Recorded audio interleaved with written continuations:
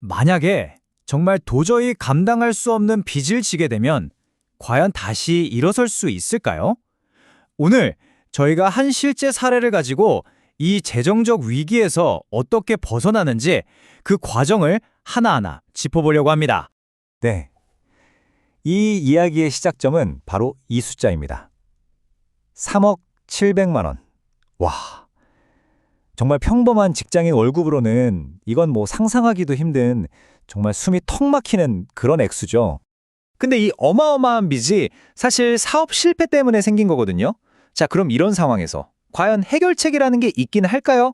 오늘 저희가 같이 한번 그 답을 찾아보려고 합니다. 자, 그럼 지금부터 이 실제 사례를 통해서요. 개인회생이라는 제도가 어떻게 한 사람의 인생을 다시 일으켜 세우는지 그 전 과정을 한번 들여다보겠습니다. 네, 모든 이야기에는 시작이 있겠죠? 먼저 도대체 이 3억 원이라는 빚이 어떻게 생긴 건지 그 원인부터 한번 파헤쳐 보겠습니다. 자, 이 빚의 내용을 한번 뜯어보면요. 되게 놀라운 점이 있어요. 우리가 보통 생각하는 과소비나 도박 이런 게 아니라는 거죠. 빚의 절반 이상, 무려 52%가 사업 실패에서 온 거예요. 그러니까 어떻게든 다시 일어서 보려고 도전했다가 생긴 빚이라는 겁니다. 이게 이 이야기에서 정말 중요한 첫 번째 포인트예요. 그중에서도 가장 큰 빚 하나만 봐도 딱 감이 와요. 사료회사에 갚아야 할 돈이 무려 1억 4천만 원. 아, 이걸 보니까 이분이 축산업에 한번 도전했다가 크게 실패했구나 하는 걸 알 수 있죠. 그러니까 꿈을 줬던 그 도전이 결국 이렇게 거대한 빚으로 돌아와 버린 겁니다. 근데 이게 끝이 아니었어요. 사업 관련 빚만 해도 힘든데 여기에 법인세, 부가가치세 이런 세금까지 1,000만 원 넘게 밀린 겁니다. 상황이 정말 그야말로 최악으로 치닫고 있었던 거죠. 자, 그럼 여기서 질문이 생기죠. 한 달에 버는 돈은 200만 원이 조금 넘는데 빚은 3억 원이 넘는다? 이걸 도대체 어떻게 해결할 수 있을까요? 바로 이 지점에서 등장하는 법적인 구원투수가 개인회생이라는 제도입니다. 말 그대로 국가가 법을 통해서 다시 일어설 기회를 만들어주는 거죠. 이 제도의 핵심 원칙은 정말 간단해요. 네가 진 빚 전체를 다 갚아라. 이게 아니고요. 네가 앞으로 갚을 수 있는 만큼만 갚아라. 바로 이겁니다. 과거의 빚 총액이 아니라 현재와 미래의 상환 능력에 초점을 맞추는 거죠. 아, 물론 그렇다고 무조건 빚을 깎아주는 건 아니에요. 아주 중요한 규칙이 하나 있습니다. 바로 채권자들 입장도 고려해야 한다는 거죠. 생각해보세요. 만약 이 사람이 그냥 파산해버리면 지금 가진 재산을 다 팔아서 채권자들이 나눠 갖겠죠? 개인 회생을 하려면 최소한 그렇게 파산했을 때보다 더 많은 돈을 3년 동안 갚아야 한다는 겁니다. 이게 바로 청산가치 보장의 원칙이라고 하는데 뭐랄까 최소한의 성의는 보여라 이런 뜻이죠.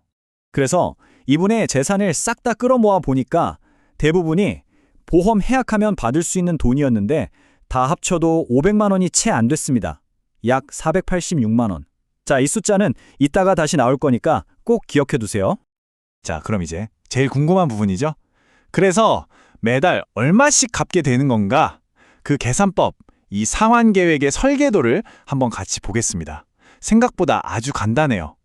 계산은 아주 현실적인 숫자에서 출발합니다. 법원이 먼저 이분의 월 평균 소득을 딱 계산해요. 보니까 약 217만 원. 이게 바로 갚을 능력을 따져보는 첫 번째 기준점이 되는 겁니다. 자, 그리고 여기서 아주 중요한 부분이 나옵니다. 법이 이 사람한테 숨만 쉬고 빚 갚아라 이렇게 하진 않아요. 최소한의 인간다운 생활은 보장해줍니다. 그래서 당시 1인 가구 최저 생계비였던 약 143만 원을 소득에서 빼주는 거예요. 일단은 먹고 살아야 빚도 갚을 수 있는 거니까요. 아주 합리적이죠. 자, 그럼 이제 계산 끝났습니다. 간단하죠? 월 소득이 207만 원에서 먹고 사는데 필요한 돈 143만 원을 빼요. 그럼 남는 돈이 얼마죠? 네, 74만 원. 바로 이 돈이 매달 빚을 갚아 나가는 데 쓰이는 월 변제금이 되는 겁니다. 네, 이게 하루아침에 끝나는 건 아니고요. 법원의 관리 감독 아래 앞으로 36개월 동안 꾸준히 이 약속을 지켜나가는 여정이 시작되는 겁니다.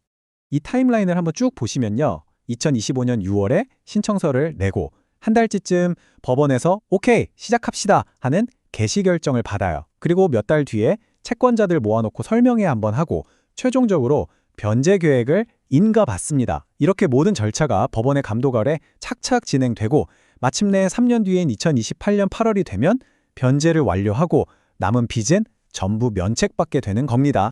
물론 이렇게 큰 혜택을 받는 만큼 지켜야 할 약속도 있습니다.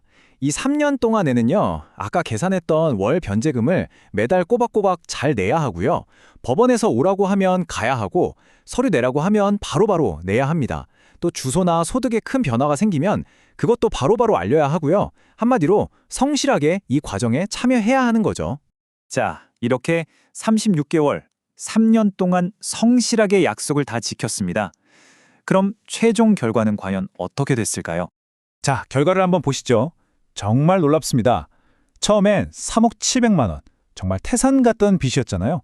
근데 3년 동안 갚은 돈은 총 2,664만 원, 약 2,700만 원 정도입니다. 정말 숨막히던 숫자가 이제는 감당 가능한 현실적인 숫자가 된 거죠. 이게 바로 개인회생 제도의 힘입니다. 이 그래프를 보시면 그 차이가 한눈에 들어오죠. 저기 저 거대한 전체 빚 막대 그래프 옆에 실제로 갚은 돈은 정말 작아 보이죠. 전체 빚에 비하면 10%도 안 되는 돈을 갚은 거예요. 그럼 나머지 90%가 넘는 빚은? 네, 법적으로 완전히 탕감받고 정말로 새로운 인생을 시작할 기회를 얻게 된 겁니다. 최종 결과를 숫자로 딱 정리해 드릴게요. 원금의 약 10%를 변제했습니다.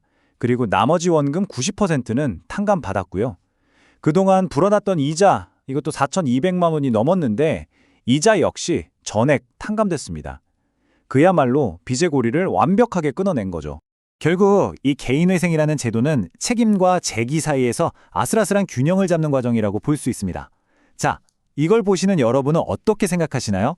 도저히 감당할 수 없는 빚더미에 앉은 사람에게 3년이라는 시간 동안의 성실한 노력과 책임감, 이것이 과연 새로운 인생, 두 번째 기회를 위한 공정한 대가라고 할 수 있을까요?